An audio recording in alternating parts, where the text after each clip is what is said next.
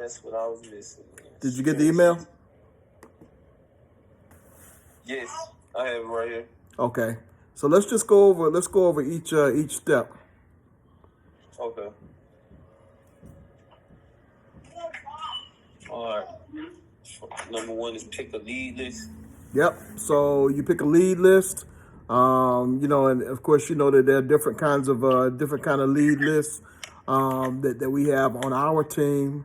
We've got different ways, different kinds of leads, different kinds of motivated sellers. The way that we receive a lot of our leads is through text blasting or SMS messaging. And when we send a SMS blast to these sellers, different kinds of lists, 30-day late, 60-day late, could be probate lists, could be absentee owner, could be in a certain city, certain state, pre-foreclosure, divorce list, vacant landlord, bad landlord list. The list go on and on, water lists, just the list go on and on. But once we get those lists, we'll actually contact those owners, and our preferred method right now is SMS texting. Okay. So, Yes. so that's the lead list that we have. Once we get that list, then we'll text them. And then, of course, we'll make contact with them there, and then that's where you come in, and you actually will call them back. So make contact, and I have a good conversation. That's the key. Okay. Yes. The next step is to, of course, pre-qualify them. So you're actually, pre-qualifying. And I guess part of the pre-qualification is, when they send the SMS blast. And they say they want to be contacted. That's a level of pre-qualification. Another level of pre-qualification is, of course, when you go back and you contact that person, and you finding out, okay, so I'm just confirming, that you are trying to sell your house, and this is what you want for it. That's pre-qualifying them. Okay. They say yes or no. It's a pre-qualification. If they say yes, then we move forward. We move forward in the process, and the next process is, they say they want to buy, they want to sell their house for this amount of money. Then we do our due diligence, and our due diligence is basically, okay, we believe the house is this amount, is worth this amount. This is what we can pay for the house. Of course, minus any repairs, blah blah blah, all that good stuff. This is where we feel like we can pay for. This is where we feel like we can pay for the house. So is that the process that you kind of understand so far? Yes. Okay. So we're pre-qualifying them, and then of course we're doing our due diligence. And then of course you also saw, like in our system, the system that we have, is a lead follow-up system. It's called, it's like a drip system.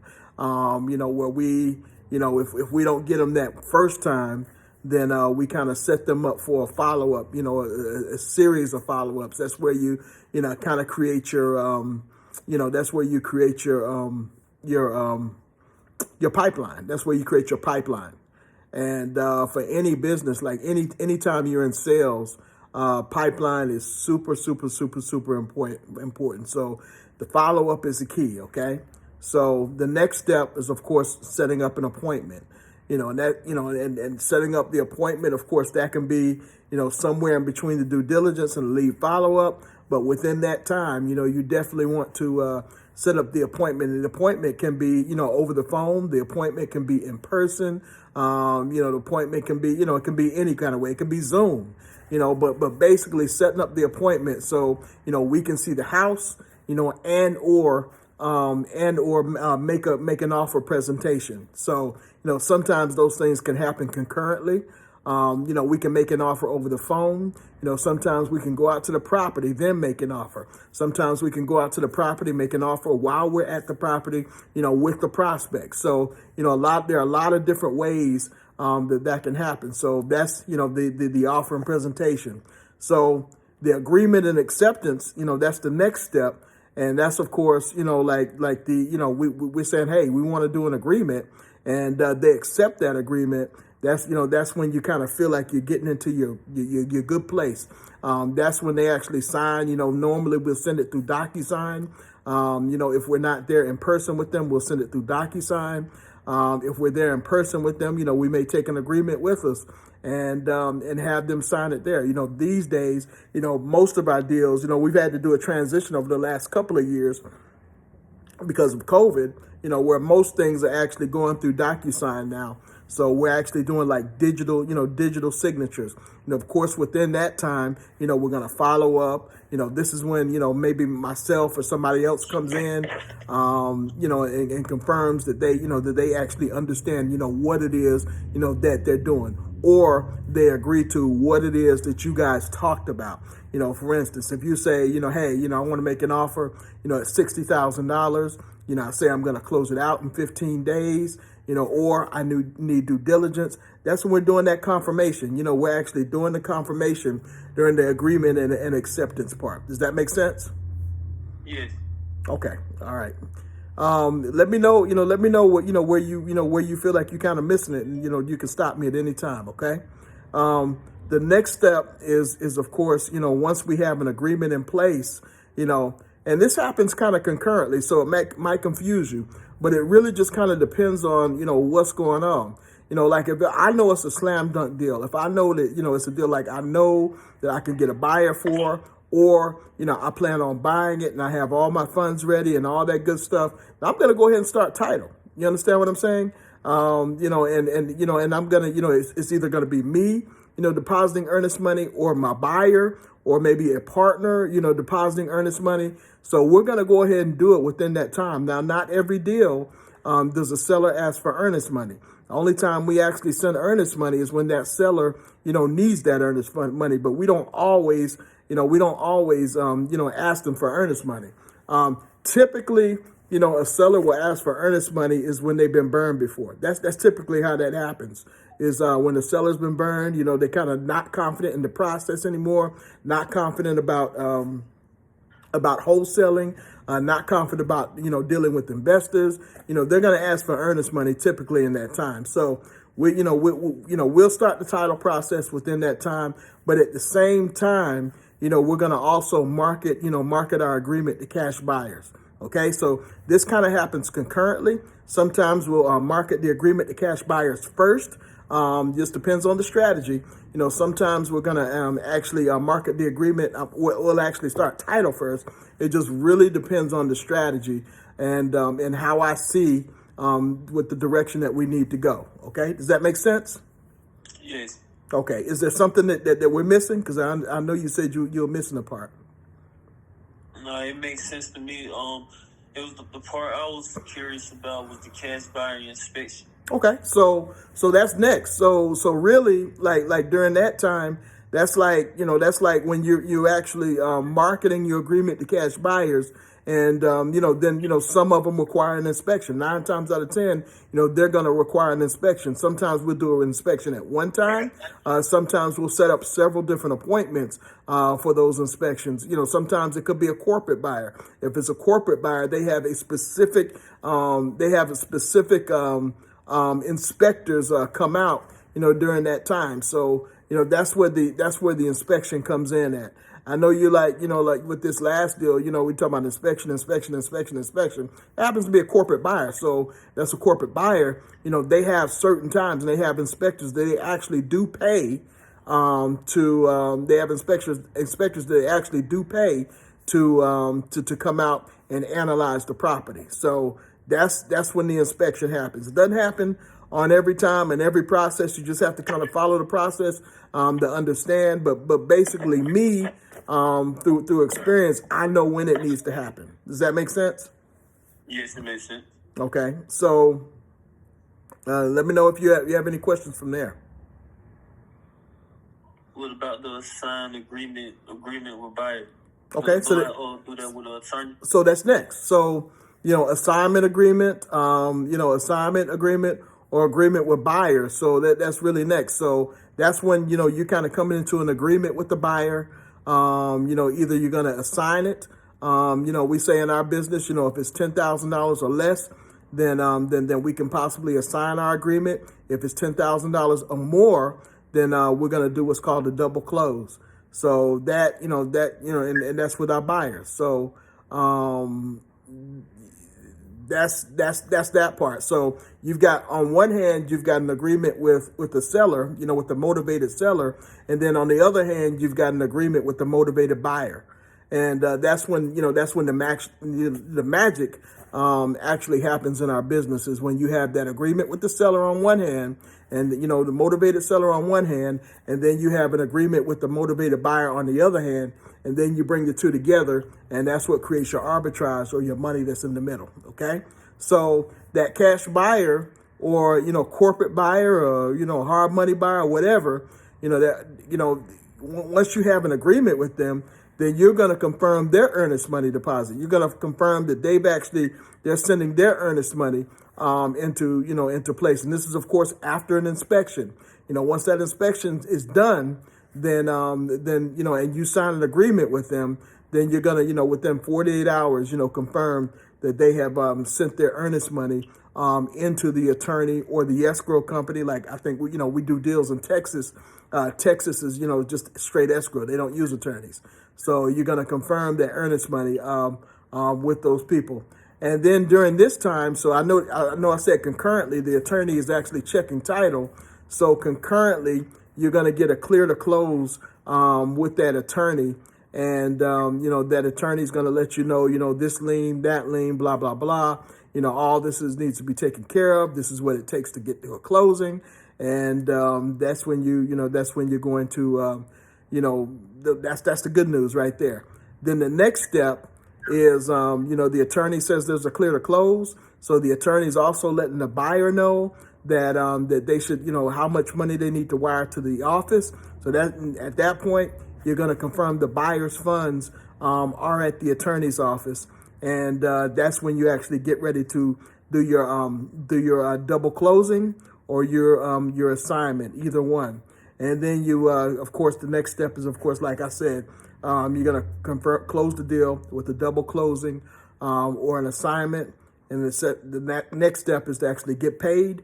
And then the next step is to start over. Does that make sense? Yes. Oh, I got a little question. So when I'm making $10,000 more, do I double close on the sellers and the buyers? I'm sorry, I don't. Yeah, I mean, when you double close, it's going to be an automatic thing. Double closing is a process by which you're closing with the seller, and then you're closing one transaction with the seller, and then you're closing another transaction with the buyer. So double closing means that you're going to actually own the property, for a certain amount of time. Sometimes you may have to borrow funds to own that property for a certain amount of time, and then you're going to turn around and then you're going to sell it within that next time. And what it does is it either hides the transaction, how much you're making, it hides how much you're making from the seller, and it also hides how much you're making from the buyer, because sometimes both parties may get upset about how much money you may be making on one side, and it could stop or slow down a transaction. Okay, and the next question I was going to ask, as far as earnest money, you said the buyers put up earnest money also? Yeah, most cases, if it's an automatic deal, your buyer is going to put up the earnest money. Your buyer is going to be the main person to put up the earnest money. If it's a case where you're actually buying the property yourself, like my case, in some cases, I may have to put up earnest money, and I'll do that. Now I put up earnest money as less as I have to, but if I have to, then then we'll work it out. Okay. Well, that's all my questions. Thank you. Okay. Is there any other place you were feeling confused? No. I mean, I pretty much understand the business now. I mean, after each step for step, like step after step now. Okay. I think I do. You said there was a place where you were missing it. It was during the inspection period, but I just learned that the buyer sends out the inspection. I mean, the inspector. Yeah, the buyer actually sends out the inspector. Now, me just happen to know my buyer. I know, these buyer schedules. I know their inspector schedules. So, we kind of have an idea of what's what. So, that's how I'm able to, say, hey, okay, we need to have this step done first before we even do anything. That's just time, and that's time in the business. That's knowing what's what. That's part of it. Okay. Okay. And that was the part where I didn't understand because after I get the property up on the contract, I was confused about should I send the inspector out right then and there. It doesn't happen on that. It doesn't happen on every agreement. I'll direct you on when that's supposed to happen, but it doesn't happen every time Yeah, okay. because inspectors cost money. They do. They cost money. Yes. What about if so y'all was about to ask a crazy question about appraisal. So a seller they'll never ask about appraisal, right? They shouldn't. Not at this point. They should never ask about an appraisal. Only time you're really dealing with appraisals is number one if you're dealing with a hard money buyer, or number two you're dealing with a conventional or an FHA buyer, and which in your case you'll never really deal with a conventional or FHA buyer. Okay.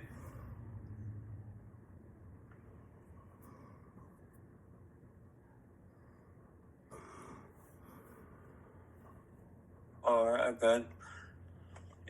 Yeah, so after I get the property up on the contract, I give it straight to the attorney. I send the contract straight to my attorney. But oh yeah, I just learned some more stuff about a lead list and stuff like that. With text blasting, I think I want to do that. Use that lead list text blasting and probates, foreclosures. But I was thinking about maybe I could try to bring door knocking back, but I don't know. And I was going to ask you how many leads per list. It's all going to vary. It all really kind of varies. I mean, it's not one set amount of leads per list. You want to know how many texts we do a day. We do well over 1,000 texts a day. Okay, 7 days a week. 6 days a week. Wow. Yeah, well over 1,000 texts a day, just to get you your couple of leads. So that's hard work. Yep, and a couple of other people, their leads. So yeah, I mean, it's a lot of work. It's a lot of money.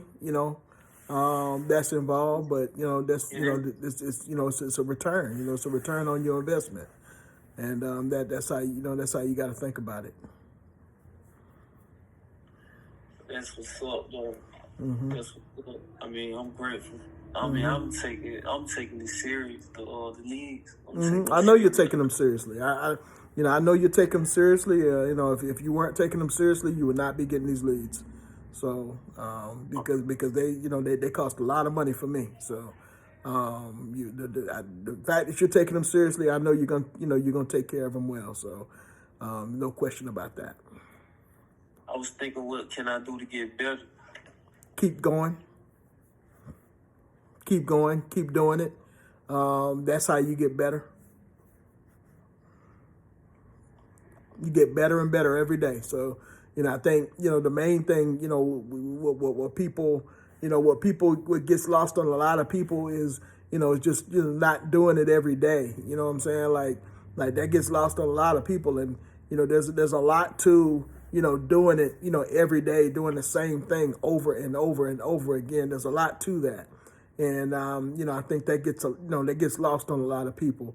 And that's where people kind of give up and quit. But you've got, that's where the money is. The money is in the consistency. Consistency, and follow up, that's where the money is. I mean, the reason being is because, you've got to catch that seller in their change window. You understand what I'm saying? What do I mean by change window? That means, that's the time when from when they want to sell to the time when they actually need to sell. That's when you've got to catch that seller, It's a window. It's a window that everybody goes through, and if you can catch them within that time, then you're going to get a deal done. But how does that happen? The only way it happens is if you're consistent. You know, understand what I'm saying? You know, like you just got to catch them. You know what I'm saying? You know, you doing what you doing. You know that's being consistent, and you're going to eventually catch somebody that's in their change window. And that's what really creates the magic. You know, I mean, people, you know, people think that, you know, that there's some kind of formula, but that's the real formula right there. Catch them in their change window. Okay, and every time after I get a property up on the contract, I have to put up earnest money? Sometimes. Just really depends on the situation. But sometimes, So I could put up $100 earnest money if the seller agrees to it. if they agree to it.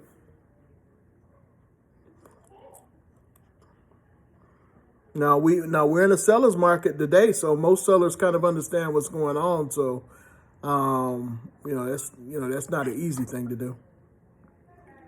I understand. Yep. And then, so what about the attorney fees? There are attorney fees, right? Absolutely. And I have to pay attorney fees every time they do a title search? Absolutely. Some attorneys, based on your reputation, will allow for you to kind of take care of that, afterwards. But a lot of attorneys these days are making you do it beforehand. So will I have to find out when I close the attorney fees? I mean, you kind of find out. I mean, most attorneys charge, start off at about $250, and their full fees range up to about $1,000, $1,500. So it just really depends. Oh, okay. So every time I do a title search, I need to have at least $300 to $400. Yep. Okay. And of course, that depends on the attorney. Every attorney is going to be a little bit different. Sometimes you have a reputation, or you have a relationship with an attorney, and they say, okay, I know you're going to close. You know what I'm saying? So we can kind of take care of this on the back end. But if they don't know you, a lot of times, they don't want you to pay up front. So. I don't know any other attorneys besides the ones you introduced me to, so can I use them? Sure. Because them the only attorneys I use. Mm-hmm. Those who doing, legitimate, good business, they're the only ones I use. Yeah. The ones you showed, Andy, I think, in Riverdale. Mm-hmm. I know we've been to the Garvey Law Firm. And the Garvey Law Firm